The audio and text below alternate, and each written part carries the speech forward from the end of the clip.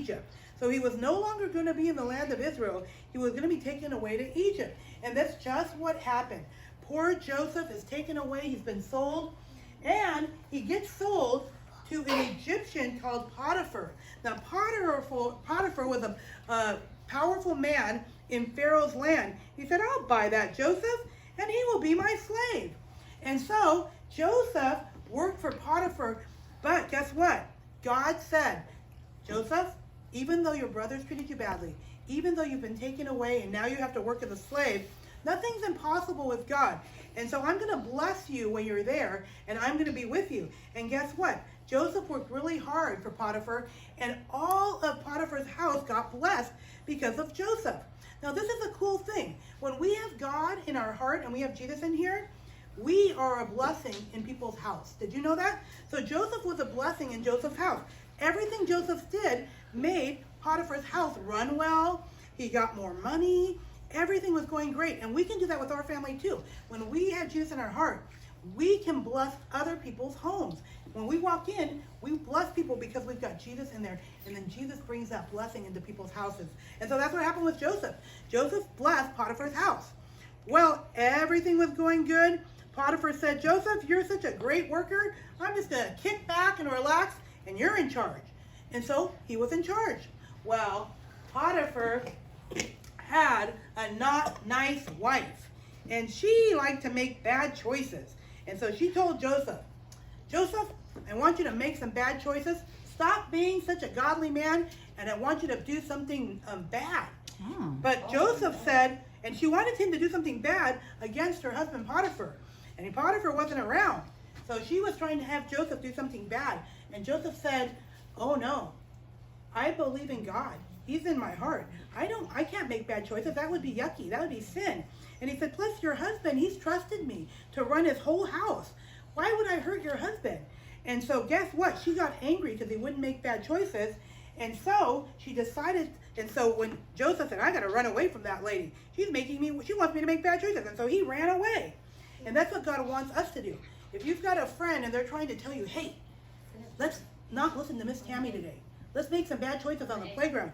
You say, no way, I'm going to run away from that person. So run away from people who want to make bad choices. So when her husband came home, she was mad at Joseph. And she goes, I'm going to get back at him. And she told her husband like a tattletale, hey, that Joseph, he did something bad. No, she lied. Joseph didn't do anything bad. She goes, he's bad. He should go to jail. Well, Potiphar believed his wife, and he got angry. He believed that Joseph had done something bad. But did Joseph do something bad? No. So guess what happened to poor Joseph? He got put in jail. So now Joseph has been sent to jail. Oh. But guess what? God said, nothing is impossible with me, Joseph. I'm still with you in jail, and I'm going to bless you in jail. And so guess what? In jail, Joseph worked really hard, and pretty soon, he was in charge of the whole jail. He was controlling the whole thing. Because that's what happens when God is with us, even though we're places that we don't want to be. Now, Joseph is in Egypt. He's away from his family. Now he's in jail. But God is still with him, and he's blessing him. So he's in charge of the jail, and there's two guys in jail with him. One guy is a baker, and one guy is a cup holder. And they're in there, and they're really sad. And Joseph says, hey, why are you guys so sad? And he said, because we've had a dream, but we don't know what our dream means. And Joseph goes, well, tell me your dream, and God will help me tell you what the dream is. Well, they had dreams that meant that something was going to happen to them in 3 days. Well, the baker, he said, I had a dream, he said, and something's going to happen, I think, in 3 days. And Joseph said, yeah, in 3 days, you're not going to be able to go back and work for the Potiphar anymore, or for Pharaoh. He said, you're gonna be gone. Oh. And then he said, but you, cupbearer, he said, in 3 days, Pharaoh's gonna bring you back, and you're gonna be able to work into the palace again. And so Joseph said, hey, but when you get there, can you remember me? Can you ask him if I can get out of jail? So Potiphar goes, sure, I'll remember you. Well, 3 days go by. Potiphar gets to go, or the cupbearer gets to go back and work in the castle, but guess what? He doesn't remember Joseph. And so 2 years go by, and poor Joseph is still in jail. Well, now it's been 2 years, and Pharaoh has a dream. Pharaoh. Pharaoh is the king of Egypt. And he has this dream that's making him really worried. And so he says to everybody, hey, can you guys help me figure out my dream? Because it's making me really worried. And all of a sudden the cupbearer goes, oh yeah, a couple of years ago, this guy named Joseph who was in jail, he knows how to do dreams. I forgot to tell you. Maybe he can help you. And so they got Joseph to come out. They cleaned him up because poor Joseph, he was all in his yucky clothes. They put him back in some nice clothes. And he goes, Pharaoh goes, okay, I had a dream. Can you tell me what it means? And so Joseph goes, well, I can't, but God can. So tell me your dream, and God will tell me what it is.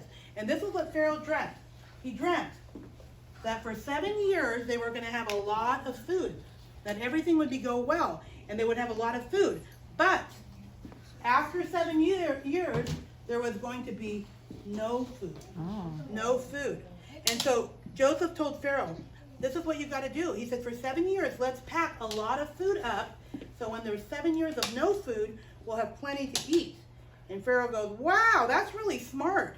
How come you're so smart? But he goes, I'm going to put you in charge, Joseph, because I want you to save food for 7 years so that when we have no food, you'll know what to do. And so God was with Joseph, because now he's out of jail, and he's going to work for Pharaoh, and he said, you're going to be my second in command. So now God has put Joseph in a very special position.